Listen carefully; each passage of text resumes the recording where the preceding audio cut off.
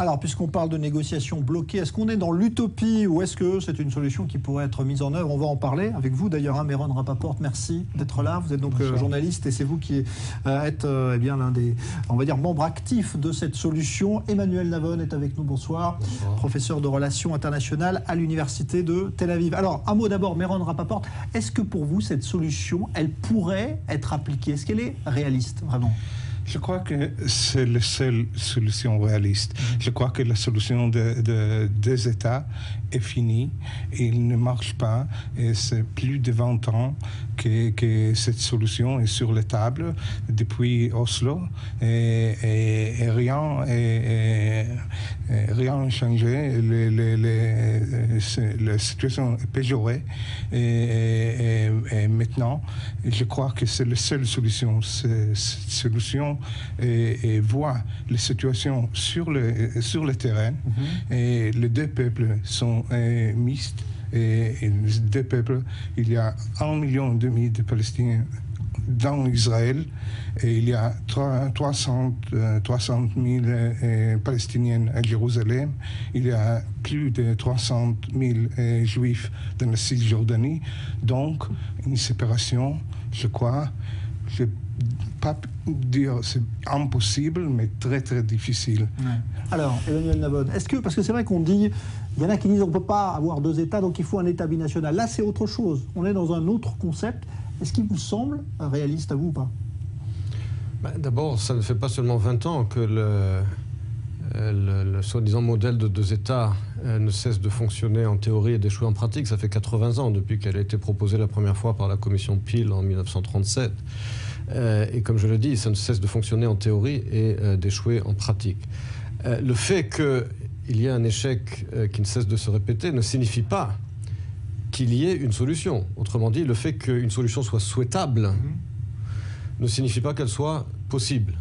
Et on a vu ces dernières années sur quoi ont buté les négociations entre les deux parties, en particulier la question des réfugiés.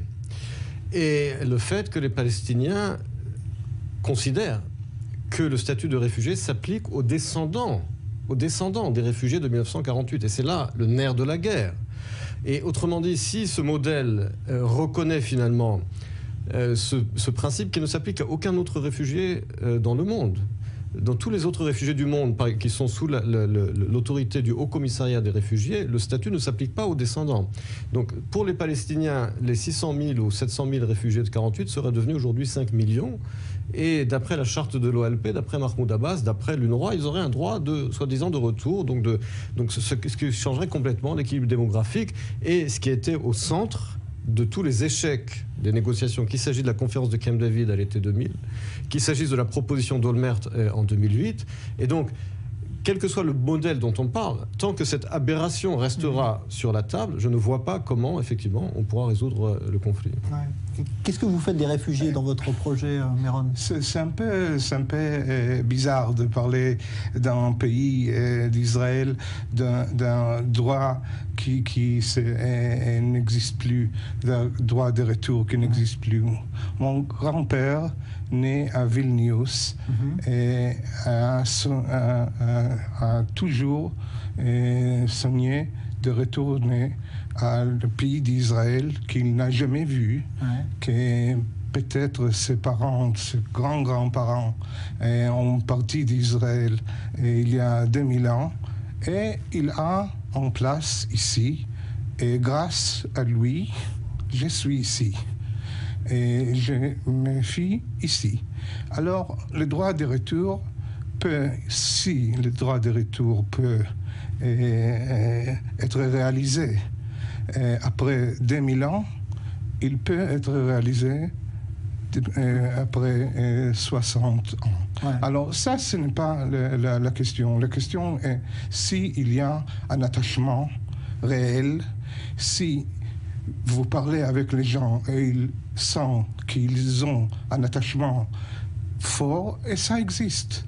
Ça existe. Nous disons que sans une solution réelle des questions des réfugiés, il n'y a pas une solution stable. Même la même chose pour les colons.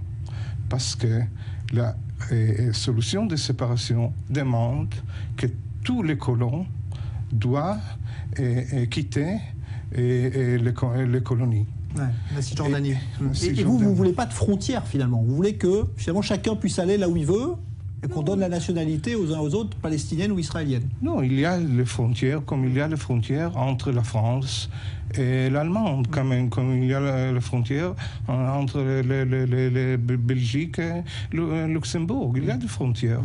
Bien sûr, il y a des frontières. Il y a des frontières, il y a des souverainetés, il y a des identités nationales, il y a l'identité juive de ce pays. Il y a tout ça, mais l'espace est ouvert. La solution, le modèle européen, peut-être ne fonctionne pas très bien, mais après, c'est le plus long temps de paix dans l'Europe avec un modèle et comme ça, pourquoi pas imiter, pas exactement le même modèle, mais un modèle pareil. Alors, une remarque sur la question des réfugiés, c'est que les Palestiniens veulent appliquer cette descendance à l'État d'Israël lui-même. Et par conséquent, donner la citoyenneté israélienne à 5 millions des descendants des réfugiés, c'est incompatible avec le modèle des deux États. Donc c'est ça, et c'est ça qui est au cœur, bien entendu, de l'échec des négociations. Maintenant, pour ce qui concerne la comparaison avec l'Europe, le seul problème, c'est que nous ne sommes pas en Europe. Nous sommes au Proche-Orient. On voit ce que c'est le Proche-Orient aujourd'hui, avec des États artificiels créés par l'Europe à la fin de la Première Guerre mondiale, qui implosent les uns après les autres, la Libye, l'Irak, la Syrie, et de cette implosion émerge un islam radical. Et si une comparaison est appropriée avec l'Europe, c'est plutôt l'Europe d'avant la guerre des 30 ans. L'Europe du XVIe siècle, pas l'Europe du XXe siècle. L'Europe, pour en arriver là où on est arrivé aujourd'hui au XXIe siècle, elle a eu plus de 400 ans de guerre de religion, de 2 guerres mondiales, d'une paix qui a été imposée par les États-Unis, de régimes fascistes et nazis qui ont été démantelés par les États-Unis, donc, et une culture qui n'est pas la même. Donc la comparaison, bien entendu, cette région n'est ni la Suisse, donc la comparaison, bien entendu, est très faible. Je veux dire par là, lorsqu'on veut imiter d'autres modèles, encore faut-il qu'ils soient imitables. Et la comparaison existe. On ne doit pas attendre des guerres mondiales pour arriver à une solution si cette solution est une bonne solution. C'est d'abord. Et puis, en Israël, l'Israélien et le Palestinien, on vit ensemble. En Israël même, c'est déjà un pays qu'on peut dire que c'est un pays de 2 peuples. Parce que si vous allez au nord d'Israël, au nord de Haïfa, la moitié de la population est palestinienne, la moitié est juive. Et dans l'hôpital de Sefard, ou d'Inaria, peut-être la moitié des médecins sont arabes. Et il n'y a pas aucun problème. Alors, c'est justement la question. Est-ce que vous connaissez beaucoup d'États arabes ? On ne doit pas faire la paire sous les gens. Et ça peut fonctionner, ça fonctionne maintenant. Ça, c'est la réalité. La réalité, et ça fonctionne déjà. Ça fonctionne parce que l'hôpital est juif, dirigé par des juifs, avec des médecins juifs. Trouvez-moi un pays arabe dans le monde où les juifs sont traités comme les arabes sont traités en Israël. Et ça fonctionne parce qu'il y a une égalité. Il y a égalité. Et même dans l'Europe, si on pensait de ce qui s'est passé en Europe, et maintenant, c'est facile de dire, oui, c'est la même culture. Mais avant la guerre mondiale, la première guerre mondiale, ou la seconde guerre mondiale, c'était pas comme ça. Et si on peut penser que les Allemands et les Français, quand les Allemands ont occupé Paris, et que 10 ans après, il y aura déjà le commencement de l'Union européenne, c'était mais c'était arrivé. C'est arrivé parce que les deux peuples on était besoin de ça. Mais est-ce qu'il y a une volonté des Palestiniens, à votre avis, aujourd'hui, parce que vous faites cette initiative avec un Palestinien, mais est-ce que vous pensez qu'à Ramallah, à Gaza, il y a une volonté d'arriver vers une solution comme ça? Il y a une grande volonté. Le problème est dans le côté, est sur le côté israélien. Le côté israélien est encore, mais moins de ce qu'on peut penser. Dans cette réunion qu'on a fait aujourd'hui, peut-être 40 ou 30 personnes étaient des colonnes que selon notre solution, ils doivent vivre sur une souveraineté palestinienne. Et ils sont prêts. Parce que dans cette solution, il peut vivre, il peut avoir la reconnaissance des Palestiniens de ses droits à vivre dans le pays de leur père. Ouais. Deux remarques. Ce que je disais tout à l'heure, c'est que oui, il y a en Israël des hôpitaux où les médecins et où les patients sont arabes et juifs. C'est en Israël. Trouvez-moi un pays arabe dans le monde où vous trouverez des juifs traités de la même façon. C'est là le problème. Maintenant, pour en revenir à ce que vous venez de dire, quand vous dites, effectivement, tous les modèles de partition qui existent dans le monde, par exemple entre l'Inde et le Pakistan, vous avez une minorité hindoue au Pakistan, une minorité musulmane en Inde, vous avez une minorité grecque du côté turc de Chypre et inversement. Il n'y a que, effectivement, dans le conflit israélo-palestinien, qu'il est considéré normal qu'il y ait une minorité arabe dans l'État juif, mais pas de minorité juive dans l'État arabe. Et Mahmoud Abbas lui-même l'a dit qu'il n'acceptera pas de minorité juive dans l'État palestinien. Par conséquent, notre idée. Oui, pour votre idée. Je parle du dirigeant palestinien Mahmoud Abbas. Je parle du dirigeant, du chef de l'autorité palestinienne qui lui, je parle du chef de l'autorité palestinienne.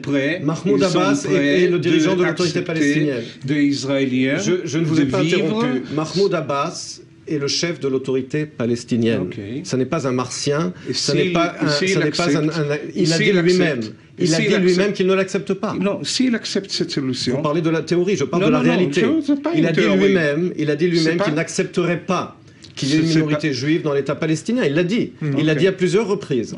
Donc je veux dire par là, il faut parler également de la réalité de dirigeants qui disent eux-mêmes qu'ils n'accepteront pas de minorité juive. Et quand on voit le sort qui a été le sort de la minorité chrétienne dans l'autorité palestinienne et à Bethléem en particulier, on est en droit d'être sceptique sur la façon dont des juifs, une minorité juive, serait traitée dans un État arabe, comme ils ont été traités dans le passé dans les autres États arabes, puisque je vous rappelle que 900 000 juifs ont été exclus des pays arabo-musulmans après l'indépendance d'Israël. Donc ils ont de bonnes raisons, je pense, d'être sceptiques. Bon, on n'arrivera pas à mettre en place cette solution tout de suite. En tout cas, il y aura peut-être un avenir avec les discussions qui vont peut-être reprendre. Merci en tout cas, Emmanuel Navon. Merci Meron Rapaport d'être venu exposer donc cette idée.